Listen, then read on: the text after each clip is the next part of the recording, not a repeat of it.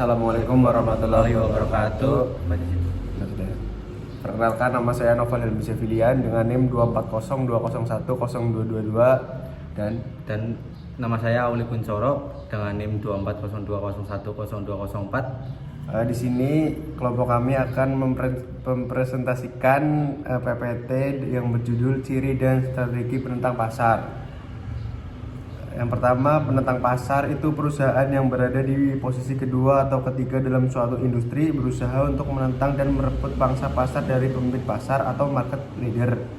Penentang pasar memiliki potensi untuk mempengaruhi penjualan dan dominasi pemimpin meskipun memiliki pangsa pasar yang lebih kecil.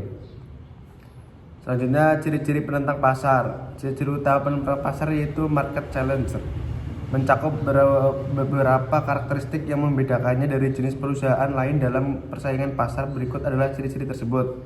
Yang pertama, ukuran dan pangsa pasar. Ukuran dan pangsa pasar adalah penentang pasar biasanya perusahaan besar yang memiliki pangsa pasar sekitar 30% dan berusaha untuk memperbesar pangsa pasar mereka dengan cara menentang pemimpin pasar. Yang kedua ada strategi penyerangan. Strategi penyerangan, mereka cenderung menyerang pemimpin pasar baik secara langsung maupun tidak langsung dengan mencari kelemahan dari pemimpin tersebut dan memanfaatkan peluang untuk merebut pangsa pasar. Yang selanjutnya ada inovasi dan adaptasi. Penentang pasar seringkali berusaha melakukan inovasi produk atau strategi pemasaran untuk menarik pelanggan dari pemimpin pasar. Mereka mungkin juga mengadopsi strategi yang terbukti berhasil bagi pemimpin untuk meningkatkan daya saing mereka. Selanjutnya ada akuisisi. Penentang pasar juga dapat memperbesar daya saing melalui akuisisi perusahaan-perusahaan yang lebih kecil atau lemah, sehingga memperkuat posisi mereka di pasar. Selanjutnya ada fokus pada peluang pasar. Fokus pada peluang pasar, mereka seringkali mencari celah di pasar yang mungkin diabaikan oleh pemimpin, seperti segmen konsumen tertentu yang belum terlayani dengan baik. Dampak keberadaan penentang pasar. Kehadiran penentang pasar seperti perusahaan baru atau model bisnis alternatif memiliki dampak signifikan terhadap dinamika persaingan bisnis. Berikut adalah beberapa dampak utama yang dapat terjadi.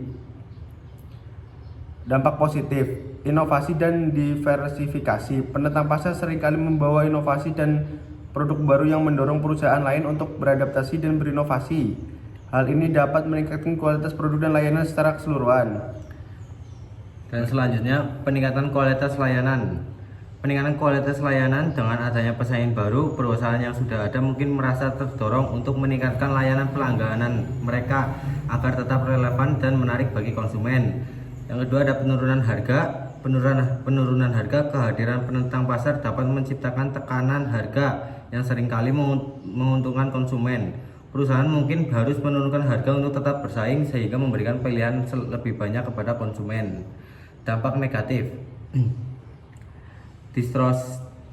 distorsi persaingan, praktik seperti predatory pricing, penetapan harga rendah untuk mengeliminasi pesaing dapat menciptakan distorsi dalam persaingan yang sehat. Hal ini menghambat perkembangan pasar yang kompetitif dan efisien ragaf Anda.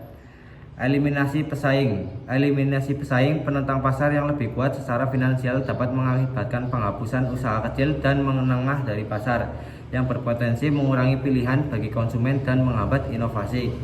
Konsentrasi pasar, jika penentang pasar berhasil mengeliminasi pesaing lainnya, hal ini dapat mengarah pada konsentrasi pasar yang lebih tinggi, menciptakan struktur oligopoli atau monopoli yang merugikan konsumen dalam jangka panjang dengan harga yang lebih tinggi dan pilihannya lebih sedikit. Strategi umum penentang pasar. Full frontal attack. Strategi ini melibatkan penyerangan langsung terhadap kekuatan pemimpin besar. Penentang pasar akan menyamakan produk, harga, iklan, dan strategi distribusi dengan pemimpin pasar.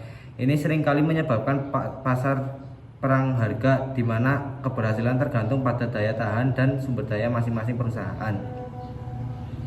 Indirect attack.